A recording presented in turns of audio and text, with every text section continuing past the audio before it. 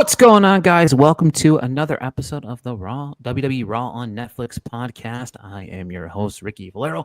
On today's episode, we're going to be breaking down episode 2, as I'm calling it episode 2, because it is episode 2 of Raw on Netflix. Big show that happened. We had a street fight. We had a women's Intercontinental Championship crowned. We have a lot of people talking about the Royal Rumble, which is just 2 weeks away. So a lot of things that transpired during this week's episodes of Raw. And as always, I'm joined by my partner in crime here, Mr. Don Fisher. How are you, man? Yeet.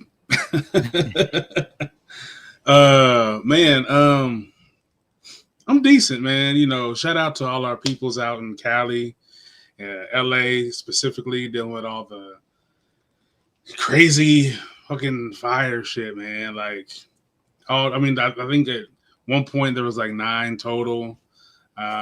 We got friends out there, we got colleagues out there. So shout out to everybody out here, just trying to get by. And I seen recently that I don't know if it's companies, I don't know if it's hotels, something. They out there trying to price gouge. If you out there doing that shit, like, there's a special place for you, and wherever you think the bad place is for people who do shit like that. Yeah, I mean, in the industry that we're in, you know what I mean? We also do, if you're listening just for the first time ever, listening to us talk about Raw here before we dive in, but, Hollywood is a second home for us just based on, we're in the movie industry. We love watching movies, and a lot of those movies come from that area. And again, a special shout out to everybody that's on foot helping out there and doing the best they can to kind of regroup. And I don't have a doubt that they'll come back stronger, but this is one of the scariest instances we've seen in quite some time, just of natural defeat. You know what I mean? So our goal here is, just to hopefully bring a little bit of laughs, break down a little bit of Raw, and have some fun talking about that. But this week, we were both kind of like middle of the road on episode 1, right? You know what I mean? So this week we had quite an interesting. I don't know. Maybe we'll go over the overall thoughts in a little bit, but we kind of opened with what I thought we would open up with, and that was CM Punk coming out. I'm going to ask you this. I mean, you've been watching for a little while. I feel like CM Punk says the same thing in every fucking promo. I know. I will say, on a plus side, I guess, for him and the overall like WWE experience, like San Jose, which is where this Raw was at. They first off, they was lit the whole time, but they really fuck with Punk. I was like, I'm surprised. Like, now the whole different crowd from last week. You know what I mean? Yeah. Now, granted, as he begins to have a face off, they cheer for everybody who's in the ring, which is like, hell yeah, like they're trying to have a good time. But yeah, Punk just seems to like, it's always like, it's about me. It should be about me. And I get like you're a person, you're your own wrestler, and you're trying to get a title. But yeah, it becomes like, if you have to keep having the same speech, maybe you're just trash. Like, and it's like, and I know it's like they're whatever storyline he's on, but it ain't going nowhere. And for him to try to bring John Cena in, bro, like, I hope Cena gonna wax the floor with you, dog. Let's be real though. Let me point out one thing. All right, we are not stupid. CM Punk did not just roll into the arena and then walk out to the ring. Can we stop with that shit? That's about as fucking annoying as them playing the music for a guy that's going to come out which they do on this fucking episode. They did it on this episode where a guy's music plays and there's like, oh, I'm going to hit the ring and save it. But he yapped about his injury. He yapped about his comeback for the 100th time. And then, of course, Rollins came out, which we're not surprised. Yeah. Kind of a back and forth. And then Drew McIntyre came out the yap. And then everybody just threw themselves in the Royal Rumble. Like, that was the whole purpose of this entire thing. Drew was mad because everybody's not trying to take down Roman, which I thought was like kind of off kilter. Yeah, it's like weird that like maybe we're gonna because he threw himself in the Royal Rumble. Like Roman was like, I'm gonna be in the Royal Rumble. I get it, but and maybe there's gonna be, because the way he was talking, like they've been conspiring against Roman, but it hasn't been working. So maybe Yeah. we'll find out there's this whole big thing where they're like, we've been trying to take him down the whole time, and we couldn't. That's why we somehow got Solo to turn on them. Or maybe I'm just a good writer. They need me to help with the I need you to storyline. finesse that shit, man. Yeah, because to me, like this entire thing was just a big thing of like, and nobody like fought, no Drew wasn't gonna get in the ring or anything like that. But it was like a random thing, or maybe it was just like, let's bring up Roman Reigns because he's not gonna be here tonight. You know what I mean? Like, hey, we need to remind ourselves that Roman's gonna be here once every 3 weeks. You know what I mean? But to me, this was just like, I don't know. It was what it was. It served the purpose of everybody saying they're gonna be in the Royal Rumble, but at the same time, whatever. I did like that. It seemed like there was some energy in Rollins because last week he just kind of seemed over it, and he got fired up, and I was like, okay, that's good going into this run, but that he seems like, I'm tired of this bullshit. You finna get these hands, and just the fact that he's always willing to throw down in the fanciest of shit is fucking. I love it so much. Also, I just want to shout out Drew McIntyre because I love that guy. He can never do wrong on that show ever. I just love the guy. I think he's gotten really good on the microphone. Yeah, he's gotten really like good. On it's. I'm glad that he was given that chance because when I first got back into watching all the PLEs and whatnot, it was like always him and is it him and Gunther or him and Sheamus, but he never really got that chance to like show personality, and I'm glad that whatever they've been doing, maybe he's always had it in him, but they're finally letting him have a whole singular personality. Yeah, and I think that his like YOLO kind of rants and tantrums make me laugh too, because like he kind of really says whatever he wants to, and having that flexibility there, I think makes his personality a little bit better too. Yeah, he was like, I wasn't even talking to you. If you would have waited, I was talking to Rollins. Yeah, and for me, it was like, I think he's like a perfect blend of like a heel baby face. You know what I mean? He's like a good guy, bad guy. I think that he fits that bubble perfectly. The anti-hero, if you will. Yeah, exactly. Then we finally, 15, 20 minutes into the show, we got our first match, which was Chad Gable against a mystery luchador. One of my favorite things Michael Cole said right as he was being introduced, Michael Cole said it was the worst kept secret in the business, which was true. Everybody knew that Penta was being. Yeah, I saw something about it like 2 months ago. Yeah, exactly. What the funny thing about it is I heard this on the through the grapevine that Penta was supposed to debut last week, but it got kicked for Hulk Hogan's segment. Oh my god! So it might have turned out better because it seemed like his people was in San Jose. Like people were doing the chants. He's a hell of a guy. I mean, he's been around. I've seen him live, dude. Dude live is incredible. He's an incredible athlete.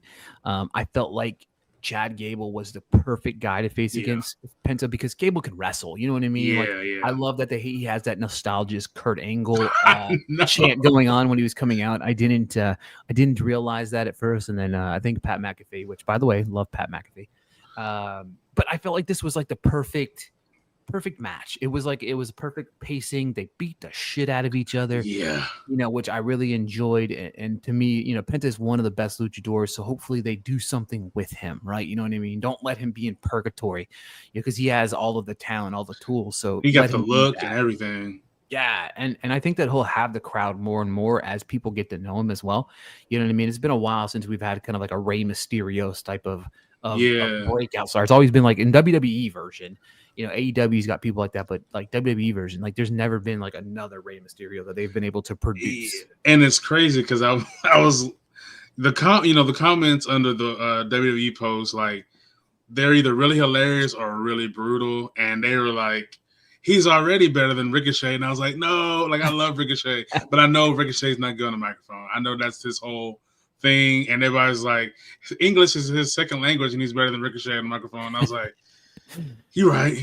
Like it was, but I also heard that, and I don't know, this could just be, drumming up drama, but that his after he won, he ran long, and it cut out somebody. I don't know, they didn't say who, but he ran too far over and someone got bumped, and I'm sure it could have been nothing because the show wasn't as long as the first one. So they could have ran longer if they wanted to, I'm sure.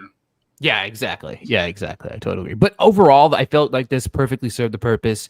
Chad Gable's a perfect guy. Chad Gable, and there's another one I'll talk about later, but Gable reminds me of a guy that you utilize to elevate your new people, Yeah. and it was perfect. You know what I mean? He's Perfect for that. That's what people. I mean, even though Owen Hart became a star, Yeah. but that's what he was. He was him and Brett. Those are guys you put in there. They're gonna make you look good, help you out, and not that Penta needed it, but stepping in with these are new people to him, and they're not used to whether it's his pace or his movements.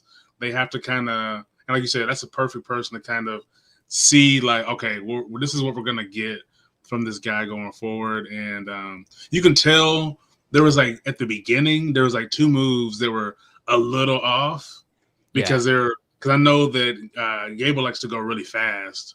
But then, like, the luchador movements, they got to be perfectly timed or you will get your neck broke. Yeah, for sure. And that Mexican destroyer was dope. Yeah, exactly. But yeah, and to really highlight some of what Gable said, talking about, I want to bring up his tweet real quick here on the screen for you guys, and I'll read it to you for those listening at home. Speaking of which, is a perfect plug here. We are now available on every podcast platform available here. You can listen to the Netflix on Raw podcast weekly.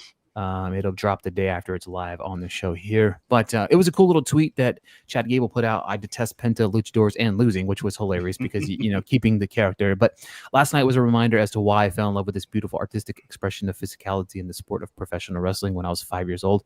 And I've been obsessed with it ever since. I felt so alive. That to you, that to you shows the first off, the respect boundaries of Penta's talent. Talent is insane. You know what I mean?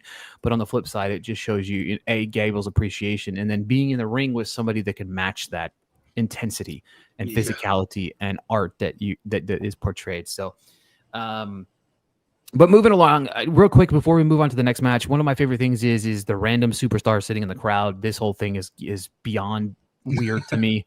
But Braun Breaker was in the crowd. It serves a purpose at some point. We'll talk about that in a little bit. Sheamus versus Ludwig Kaiser. I could care less about this match. I was, you know what? Yeah. Before, I think I was more focused on what potentially is going to come of Liv and Dom, like right before, where Liv's like, I'm not mad. And then all the rest of Judgment Day are like, bro, like, you have a lot to learn. Because Dom's like, no, she's not mad at me, Speaking of which, you brought up Dom, and that's a fellow Dom person. Yeah. I did want to bring up this sign that I did see last night, and I wanted to ask you on the air. I needed to question you on the air if whether or not this is true or not. I don't know if you know what's coming, but here it comes. You know what I mean? I wanted to know what this is. This true that you are a gold digger? I need to know, man. You know what I mean? Shout out to my pop for this, but somebody saw this and sent it my way and said, you need to show, is this Dom? I said, yeah. You know what I mean? Like, Dom. I mean, can you address the rumors that you are in fact a gold digger? I'll let you have the floor. I mean, if I was, I'd have diamond teeth instead of just some silver at the bottom. No, it is in fact not true. Now, Dirty Dom, I don't even think he's not a gold digger. He just, whoever is the pretty smile that'll give him attention, that's where he's gonna go. I mean, but I get it. Look, I get it. Look at the pretty smile. But I will say that that Sheamus match, it started off a little. I mean, I like Sheamus, but I really liked him years ago. Yeah, it seems like he's. I mean, of course, he's getting older, slowing down a little bit, but the match did eventually get real brutal, and it always looks more brutal when you get two relatively pale guys beating the shit out of each other. I mean, there was welts and Sheamus with the 10 forearms to the chest. I mean, it was loud thuds you could hear throughout the arena. He needs to grow his beard back a little bit. It looked kind of crazy. I was like, yo, this look weird. Y'all could have got him beard extensions or something. But it ended up being a pretty decent match. Yeah. Let's see here. We have Drew versus Rollins next week, apparently on Raw. That should be interesting. Hopefully Drew does not lose because that'll just make me really pissed. Let's see here. And then we had a random Sami Zayn and Rollins fighting over helping Roman. which seems like I feel like it's perfectly placed moments to bring up Roman Reigns. Like I feel like that's what this was. You know what I mean? Because he's not on the show. So and I think they're slowly like because you've seen even just the evolution in what Sammy wears. I think they're slowly. Honestly, I think he's going to become the new like CM Punk, kind of the people's champ, if you will. I think love Sami Zayn. he's a hell that of a yeah, talent, man. yeah, and I think he's that new guy. I mean, it's hard when you watch him, when you listen to him, it's hard not to like the guy. I mean, he's loyal. He's fucking, a nuts and bolts type of wrestler. Like, and that fucking haluva kick is fucking fantastic. Oh yeah, it's beautiful, and we'll definitely talk about that here in a few minutes. So I'm obviously one for let's watch some wrestling, but also there has to be some well-timed promos throughout the show. To me, you had the Jey Uso and Gunther promo. I thought this entire thing was great. This Gunther it's crazy. He's an immensely talented wrestler, but he's pretty solid on the mic too, which is kind of surprising because he seems dry. You know what I mean? Like he seems super dry, but these two I felt like they've had a few matches in the past that were pretty good. And obviously this is going to be a title match at Saturday night, but these two, I thought this was great. I love the way that he left a little chirp in his ear and then he left the ring and then Jay picked up the mic and kind of did the whole thing. But I thought this was really, this to me was really a whole played out perfectly. Yeah. I like the fact that, and it's all, and it's always, you always wonder a little bit too, how much is like personal. It's like, you're just a tag team partner. Your name is Main Event Jey Uso, but you're not made for main events. I'm like, oh shit, that kind of, or as you see Jay just like defeated. And then like he almost shed some tears. And I was like, yo, get my man an award right now. Yeah, I mean, there was a post-show interview where Paul Heyman talked about, he said, Roman Reigns was on TV every week during COVID or whatever and never won an Emmy. Maybe now that he's on Netflix, he can win an Emmy. And I died laughing. I'm like, hey, look, if we're giving out Emmys, this week's Emmy, maybe that's what we're going to do weekly. That'll be our weekly news segment is, we're going to give an Emmy out every week. And this week's Emmy definitely goes to Jey Uso. That entire sequence, he acted it up perfectly. You know what I mean? Yeah. It does hit a sensitive moment. We talked about that a little bit because even early on, I was like, man, this guy is only a tag team wrestler. You know what I mean? But he's gone above and beyond that. Like he is, to me, it's like, you can't go back. You know what I mean? Like to me, you can't go back with him now. You know what I mean? No offense to Jimmy, but like, sorry, man, you got to hit the bricks or something. You got to find a new tag team partner. Yeah, we'll tag every once in a while when you like need me, but like, we're not tag team partners. Yeah, we're like the Rock and Stone Cold now. Yeah, exactly. Like we're on two totally different levels. But to me, banger. I think the match is going to be a banger. I'm actually excited to check it out. So yeah, because I want to see how, especially when the stakes are this high, Jay starts taking them damn chops to the chest, man. Because Gunther's ruthless. Like once you start seeing them pop blood vessels, you're like, okay, all right. Exactly. And this moved on to, I'm going to be honest. This is one of the things that made me mad. First off, we talked last week about how we're crowning the inaugural Intercontinental Championship women's title, right? You know what I mean? It's the first time we're ever doing this here. Okay. So we have Lyra, Valkyrie, and Dakota Kai going one-on-one here. So I thought this should have been on the opening night of Raw, right? 100% should have been because you're crowning the first ever women's Intercontinental Championship. Not only do we finally get it, they got like a short amount of time. Like this was not just when I felt like it was finally finding its like flow. The match just ended, and I was confused. I feel like that suplex, outside of the off the ring to the floor, somebody got hurt. I feel because they cut to commercial kind of quick. But also, if you watch the video, and you can't watch the video that they showed on Netflix, but you go to WWE's Instagram and you see Dakota walking in with Io, she looked like she was limping a little bit. Like I don't know if she's just ginger on that ankle or foot, whatever she had broke. But I was just like, she's walking kind of weird, and people were commenting like she she can't even hide that she's gonna lose. It looks like she's gonna lose, and I was just like, no, she looks hurt, and she's trying to fight through it. So I don't know if that was a thing, because she, like, the match started. Like you said, it started to get good. Many people say like Dakota deserves this belt. I had only seen the was it Lyra? Is that her name? Lyra Valkyrie. Lyra Valkyrie. I've only seen her like maybe twice. So I was like, I know who Dakota is. I don't really know who she is. But hell, girl, I mean, she was swolled up. I was like, oh shit, like this might be, she might be in trouble. So yeah, I'd be curious to see if we see Dakota in the next couple of weeks, to see if she actually did re-injure something. Because it started to be like, oh, this is gonna be a barn burner. Yeah, and then it was just it just fucking ended. You know yeah. What I mean? Yeah, I was pretty annoyed by that, but because we finally got what we wanted, we finally got the title match, and it was just kind of like, oh. I wonder how long she's gonna hold that title now, though, because it's the women's division, they are hungry for some titles. These girls are not. These women, they are not playing. Like, someone get a belt, there's like 5 people like, nah, where's that belt? That's my belt. That's my belt now, and we'll talk about that in just a few minutes. We had somebody else coming out there talking about the women's belt. Sami Zayn versus The Miz. To me, it felt like a match that just to get Sami a win under Sami's belt, which I'm perfectly fine out. Never mad about that. I love pushing a guy. I love The Miz. They utilize The Miz in the way that I feel like they should utilize Punk. In some ways of elevating. Hey, you come out here.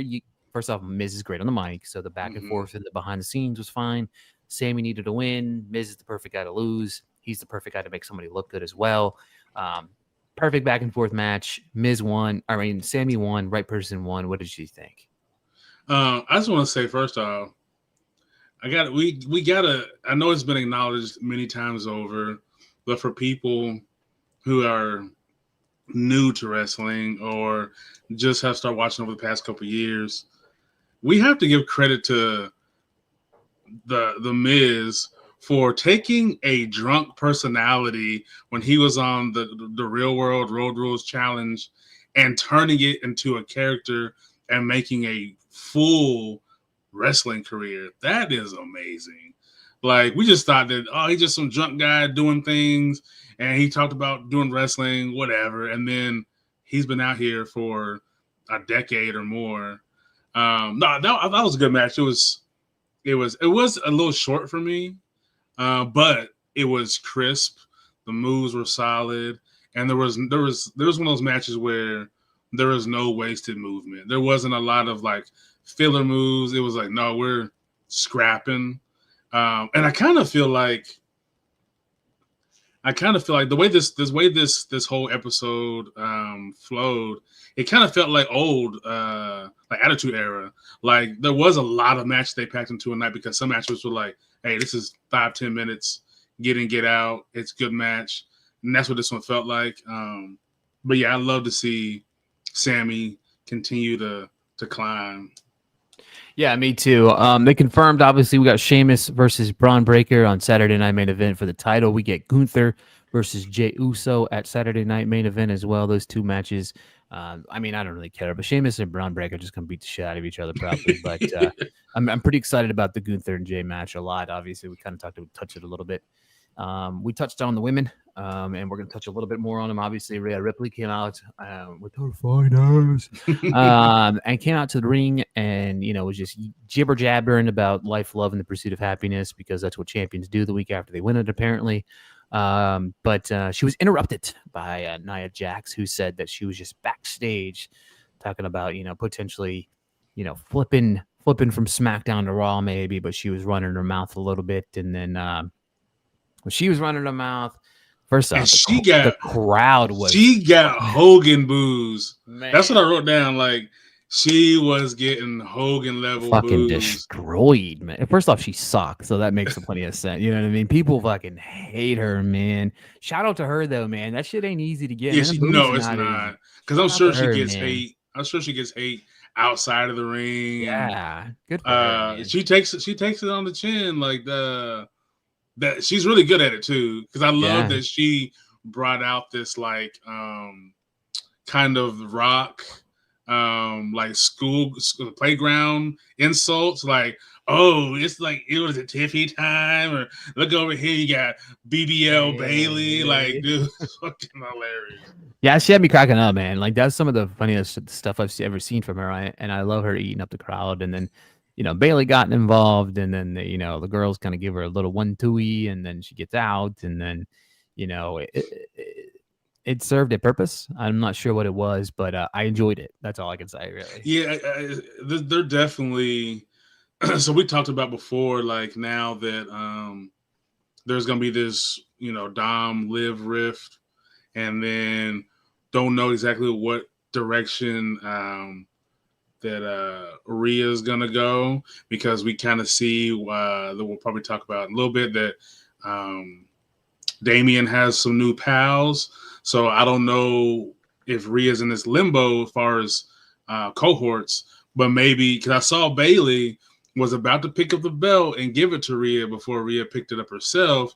And they kind of have similar aesthetics. So I wonder if they're kind of hinting at somewhere in the near future that, Rhea and Bailey start having each other's backs and shit, because they're both solo. They really don't have anybody. So that's a good ass duo to be paired together.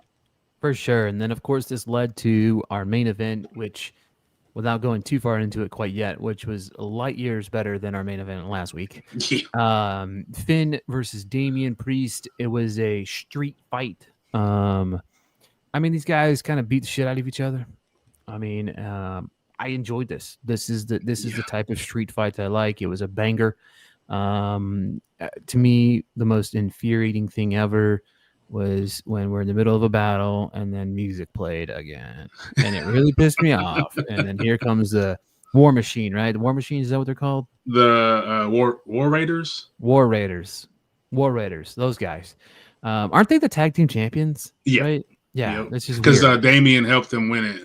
Yeah. So it's really weird to me that second week. And we finally see him. But last week they were in the crowd, so maybe they were in the ring this week. Maybe we'll get a match next week. You know what I mean? And Damian's already wearing a vest and it's got wings on the back, and I'm like, are they gonna end up being some kind of? Is he gonna join them? I mean, he has the aesthetic. He don't have a beard, but he has the aesthetic. So I don't know if that's kind of like what he is leaning to. I know you have the whole Terror Twins, but Damian and Rhea can only do so much together because they can't. They don't really do the like we used to see like as much with the intergender tag team matches and whatnot. So I kind of see him going into a faction, because I feel like as much as he is solo, I think a faction just looks cool. Him being part of one. Yeah, and he's not very good on the mic. So I mean, you gotta have him with some people. You know what I mean? Yeah. I definitely I loved it. And again, fun match. Right man won. Priest went over, won the match. Lots of chaos happened. And I think I don't think Finn gets enough credit. I really like watching him wrestle. He's fantastic, yeah, dude. And he it's a perfect heel, and his moves. I know he's able to get away with them a little bit because he's a smaller guy. His moves are brutal as fuck. Like him just literally just jumping and stomping on you. Like that's a hell of a move. And this, we're not in the Attitude Era anymore. We can't do as much as we used to. But this was like, watching like a Hardcore Holly type of match. I still love, and that's why I'm glad that culture is still there. But when we see tables, we get excited. Somebody needs to get put through a damn table, especially in a street fight. Yeah, exactly. Yeah, and I felt like they utilized because like last week's match with Rollins and Punk was like a no holds bar. I don't remember what the exact title of it was, but this felt like, with it being a street fight, we did get a lot of different weapon use that I felt like, solidified it. But all right, Dom, last week we were kind of both middle of the road on the episode. What were your overall thoughts on episode 2 on Netflix? This was definitely a step up. I immediately got the feeling halfway through, like, this is what I expected. This is the energy the pace. You know, we got our in between our little cut scenes backstage and stuff. It wasn't too long. We get just enough of like story going on. Yeah, it was. If I gave last week, you know, if I gave it like a 6, this one would be like, you know, 7.5, 8. It was definitely steps above last week. Yeah, I definitely was very middle of the road last week. There was some specific moments that that was high on, but this week definitely upped the ante for me because there was a lot more better wrestling. Obviously, that's one thing that's always going to Yeah, be key for yeah, me is yeah, like I mean, I enjoy the promos; they have to be there because I mean, as you heard us say, one of my favorite moments of the entire show was the Jey and Gunther promo. That was top tier. You know what I mean? That was main event level, as you can know, all the puns intended if you want to go there. But there was purpose to a lot of what happened, right? The introduction of Penta, loved it, loved the match, thought it was fantastic. Uso Gunther sold. Sammy Miz served a purpose. Even the Nia Jax Rhea thing, it wasn't great, but it served. I thought that it served a good purpose because again, we're getting inching closer and closer to the Royal Rumble. You got the mm-hmm. Women's Rumble as well, and then the icing on the cake for me was the Finn versus Damian street fight, which I thought was fantastic. You know what I mean? I really really enjoyed what they brought to the table. So definitely for me, I'm with you. A step up this week. I agree with you. I was probably closer to like a 5 last week. I'm probably 7 or 8 this week as well. So definitely step up. Excited to see Drew versus Rollins next week. Think it should be a really good match. Hopefully there's some sort of interference. Maybe Punk comes out. So neither one of those guys need to take a loss, in my opinion, as we head into the Royal Rumble. But yeah, overall good show. I enjoy the product. Even I watched a little bit of it live and then rewatching it on Netflix. The ease of rewatching it on Netflix Yeah, is so fucking great, yeah, man. I love it so much. So yeah. Because I even missed like the first 45 minutes, and then as soon as it's over, I can go back and watch the front. I'm like, yo, it's so great. I love it. I love it a lot. So, but yeah, that's it for the second episode here of the Netflix on Raw podcast. We will be back again next week breaking down episode 3 on Netflix. Thank you guys for tuning in. And like I said, we will be back next week.